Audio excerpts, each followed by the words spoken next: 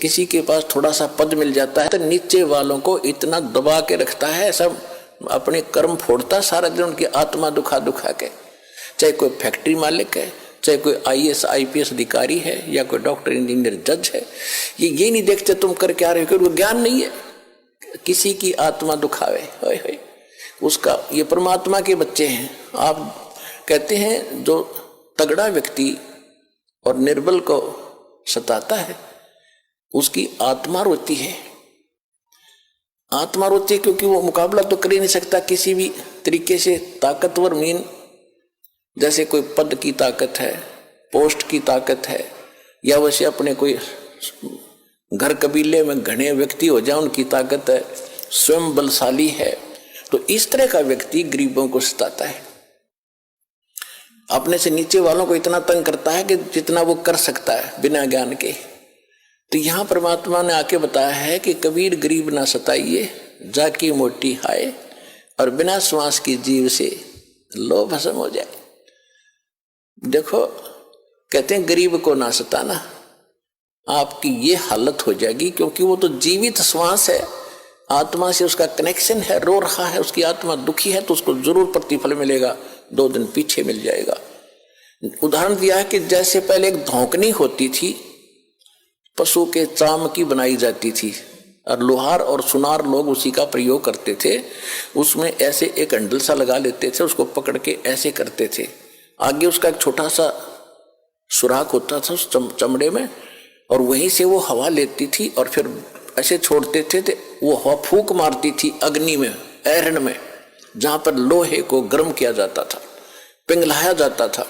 तो परमात्मा कहते हैं कि वो बिना जीव की श्वास, यानी मरे हुए जीव पशु की खाल की श्वास ने लो को भस्म कर दिया। और ये तो जीवित सांस है, आहे जो आए है, कहते ये गरीब ने ना सताइए, जाकी मोटी हाय, और बिना जीव की श्वास से लो भस्म हो जाए। और तुम तो जीवित श्वास को दुखी कर रहे हो, तुम्हारा क्या हाल हो जाएगा। तो इस काल ने हमें न्यों भी आप एक दूसरे के साथ अपने कर्म बिगाड़ने के लिए सिस्टम पूरा फिट कर रखा है कि इनकी बिरान माटी कर दूं, और फिर ये अपने वो एक दूसरे का किया कर्म यहाँ भोगते रहे और आजीवन दुख पाते रहे। और परमात्मा इसलिए आते हैं कि ये बुरा करते हैं अनजाने में। आज किसी की चोरी की, निंदा की, उसका अगले जन्म में फिर देना पड़ता है। कोई दामाद बनकर लेगा, बेटी भी लेगा, धन भी लेगा, और फिर मर जाएगा, और बेटी विधवा होगी, फिर उसके पालन पोषण में बच्चों के लागा रहेगा वो मूर्ख। तो ये तो यहाँ का की व्यवस्था है, इसको समझना पड़ेगा। और उसी को समझाने के लिए भगवान आए कि मेरे बच्चे देख कितने दुखी हो गए, इनको वहां कोई अभाव नहीं था, देख किसी अक्ल मारी गई इनकी। तो जिस माता पिता के बालक बिगड़ जाए किसी कारण से भी, उसको चैन नहीं पड़ता जब तक उसकी पार बसाओगे। नो सोचेगा ये कभी सुधरे और वापस आ जा, और फिर मैं सीने से लगा लूं, इनको सारी संपत्ति दे दूं, मैंने क्या करना है। तो वो हमारा पिता है। हम गलत आदमी इस काल के आके फंस गए। ये गंदा आदमी है, ये कति झूठा कपटी, हर तरह से हमें मूर्ख बनाकर यहाँ पर फांस रहा है। इसको श्राप लगा 1 लाख मनुष्य शरीरधारी प्राणियों का आहार करने का। इसलिए हमें पाल रहा है, अपने स्वार्थ से सारी बुराइयां करवाता है। आप देखते हो बीड़ी, शराब, तंबाकू, फीम, सुल्फा, भुक्की, ये खाने की चीज है, मांस, ये खिलाता है ताकि इसका टेस्ट बने। हम सूक्ष्म स्थूल शरीर से जो खाते हैं, एक अंदर शरीर है सूक्ष्म, उसके अंदर ये सारी वासना डिपॉजिट हो जाती है, इसमें समा जाती है।